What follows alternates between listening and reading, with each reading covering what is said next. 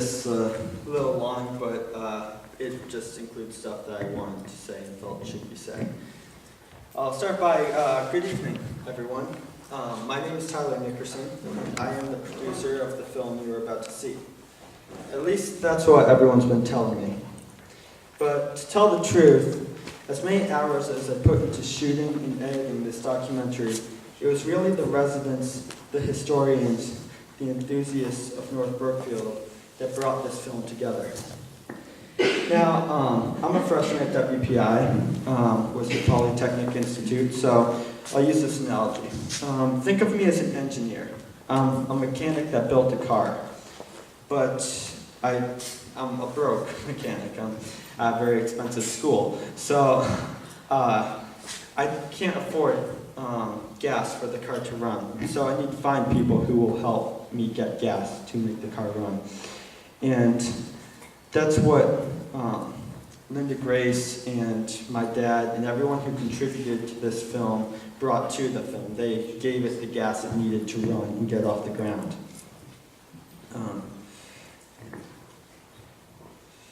I would like to take a few moments to thank some people. I'd like to sincerely thank my father, Linda Grace, Brendan Avery, the Quabog Historical Society, and Peg Gorman for pushing as hard as they could to promote this film. Because, I mean, I've been at college for 3 weeks and they've handled the business side of things ever since I left and couldn't promote it myself. In just 3 months since the premiere of this film in May, it has sold over 200 copies and has raised over $2,000 for the townhouse of North Brookfield. We'll be able to hear some applause for that.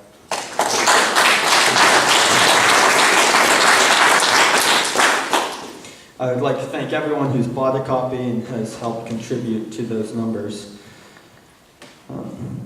Now, on a more solemn note, I would also like to discuss that for those of you who don't know, North Brookfield resident John C. Buddy Lane has passed away just recently on, last week. I believe the date was August 31st, at 82 years of age, after a long and courageous battle with cancer. I would like to dedicate this showing in his memory.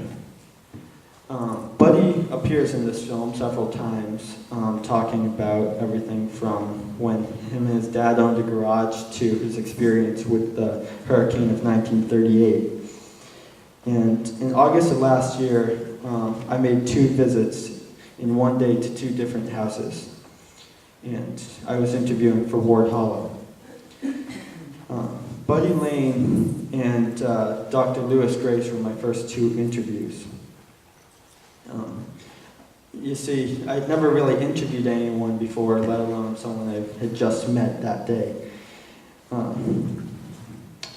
I knew Buddy's name sounded familiar when I read the roster of suggested interviewees Sheila Buzzell had given me. When I got to his house, I realized I had done volunteer work with him during a road race with the youth center. I remember him as a charismatic, optimistic, young-hearted man who always had a story to tell. That view didn't change in the slightest when I interviewed him. After all, his stories were the reason I was interviewing him in the first place. It wasn't until months later that I found out he ever had cancer. He had cancer when I interviewed him, and I never would have guessed it from a mile away. I guess that's why personality matters so much in a person. Personality can distort the whole reality of a situation. Optimism is the most powerful drug in the medical world. And I hope you can see Buddy's personality infused into the film tonight. I hope you can see the personalities of every voice behind North Brookfield, even the ones not shown on film. All film has captured life. We captured life so we can gaze into it and take a look at where we've been and maybe catch a glimpse of where we're going. Life has as much personality as the people who make it happen, and that's what I tried to do with Ward Hollow. I wanted the film to have as much heartfelt personality as the people in it, and I hope that's what I did. I hope you can see it as clearly as I did when I was making the film.